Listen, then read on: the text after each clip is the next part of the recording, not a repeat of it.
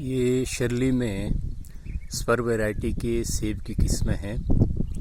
ये red chief का कोई लगभग 2.5 साल का पौधा है और इस बार देखिए कितना छोटा पौधा है और कितने अच्छा उसमें फल लगा है। यहाँ हमने इस बगीचे में ये पौधे रूट स्टॉक mm11 mm पे तैयार किए गए हैं। यहीं पे कलमें की गई है।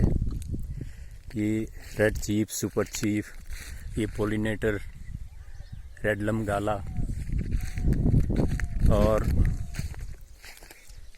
देखिए पहली बार यहाँ लगभग 20-22 लोगों ने सेब के बगीचे लगाए हैं और इस बार कुछ में सैंपल आया है, कुछ में इस प्रकार की बम्पर क्रॉप आई है। और देखिए कितना छोटा पौधा, साइज़, कलर सब कुछ बहुत उम्दा। और जो हम बात करते हैं या हमारे प्रधानमंत्री बात करते हैं कि किसानों की आय दुगनी होनी चाहिए।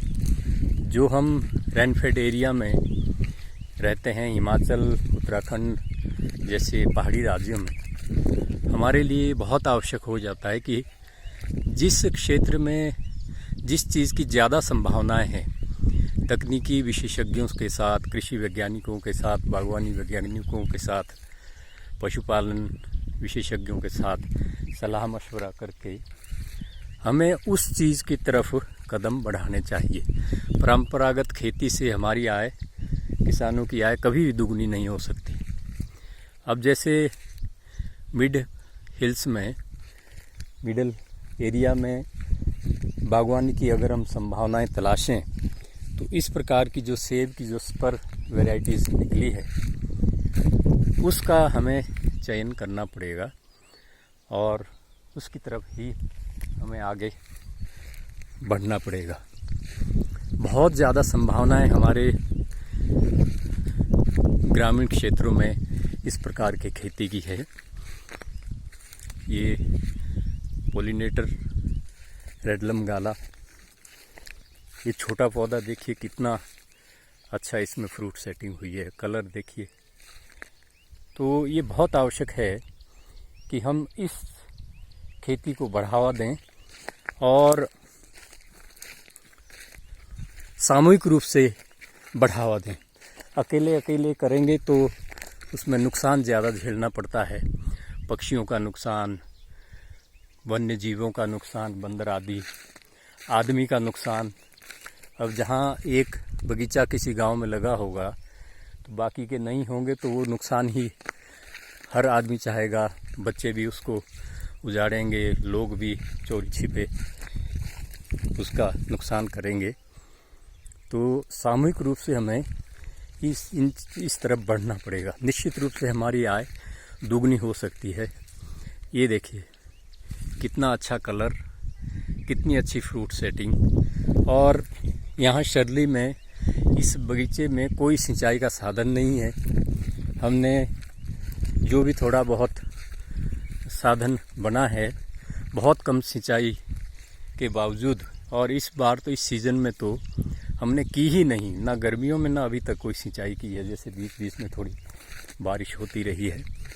ये देखिए इतना फल की टहनियाँ, इसका भार शायद जब पूरे अपने साइज़ पे आएगा तो संभाल भी नहीं पाएगी। इसके लिए हमें सहारे के लिए स्टिक लगानी पड़ेगी। तो इस तरफ बहुत आवश्यक है कि हम सामूहिक रूप से कदम बढ़ाएं और एक नई कृषि, बागवानी और पशुपालन के क्षेत्र में क्रांति पैदा करें। और ऐसा संभव हो सकता है जहां हमारी अभी ज़मीनें बहुत ज़्यादा केमिकल और इन चीज़ों से अभी बची हुई है।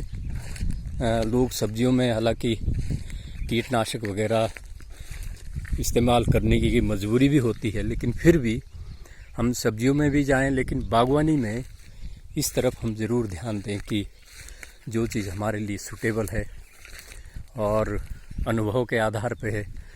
अगर शर्ली में हो गया है तो हो चुका है, तो शिलाई क्षेत्र के सभी गांवों में ऐसी चीज़ें हम पैदा कर सकते हैं। तो सभी किसानों बागवानों से हमारा यही आग्रह रहता है कि नई खेती की तरफ, नई किसानी के लिए अपना मन बनाएं और परंपरागत खेती से हटके इस तरफ कैश क्रॉप की तरफ हम बढ़ें। ये बागवानी के लिए हमारे लिए सबसे सुविधाजनक चीज़ें हैं, क्योंकि ये अब जगह जगह के जो अनुभव है उसका हमें ध्यान से अध्ययन करके उन चीज़ों को अपनाना चाहिए। यहाँ हमारे शर्ली में लगभग 4000 फीट की हाइट है और ये बगीचा सनी साइड लगा है। बारानी खेती है, बारिश पे आधारित ही हमारी सारी खेती रहती है और बहुत ज़्यादा कोई मेहनत भी नहीं की है। मेहनत तो चलो करनी पड़ती है, हम दूसरी फसलों में भी करते हैं, लेकिन अभी तक हम पूरी तरह इन पौधों की सेवा पानी नहीं कर पाए। जब उस तकनीकी आधार पर विशेषज्ञों की सलाह के अनुसार पूरी सेवा वगैरह इन पौधों की करेंगे तो ये हमें इतना फल देंगे कि हमें संभालना मुश्किल हो जाएगा। अब देखिए, इसमें कम से कम इस झुमके में एक ही टहनी में, एक झुमके, छोटी से झुमके में कोई लगभग 25-30 दाने हैं, 25-30 दाने हैं। तो अब इससे अच्छा हम क्या उम्मीद कर सकते हैं। तो मेरा सभी किसानों से आग्रह रहता है और हम ऐसे प्रयास कर भी रहे हैं जगह जगह कि सभी लोग इस तरफ बढ़ें। हमारा भलाई इसी में ही है। और हमें एक और लाभदायक बात है कि जो लगभग 4 से 6000 फीट की हाइट के लोग, हम किसान लोग हैं, हमारे लिए सबसे अच्छी बात यह है कि मार्केट में हमारा फल सबसे पहले पहुंचेगा। जब तक ऊंची क्षेत्र के लोगों का सेब मार्केट में आएगा, उससे पहले हमारा फल मार्केट में पहुंच के हमें अच्छे दाम मिल सकते हैं। और इसी तरह मेरा आग्रह रहेगा कि जिन जिन किसानों के अपने अपने अनुभव हैं किसी क्षेत्र में, जो बदलती किसानी के लिए प्रयास कर रहे हैं, वो इस प्रकार के वीडियो बना के आपस में शेयर करें, ताकि हम एक दूसरे से जानकारी भी ले सकें और एक दूसरे से जो नई नई चीज़ें लोग कर रहे हैं उसके बारे में भी हम नॉलेज प्राप्त कर सकें। और एक दूसरे से सीखने का भी एक नया तरीका होता है। मेरे पास इस वक्त सेब की स्पर वैरायटी की 6-7 किस्में लगी है। इसमें स्कारलेट 2 है, सुपर चीफ है, रेड चीफ है, जेरोमाइन है और पोलिनेटर में गेल गाला है, रेडलम गाला है। तो इस तरफ हमें बढ़ना ही पड़ेगा। धन्यवाद।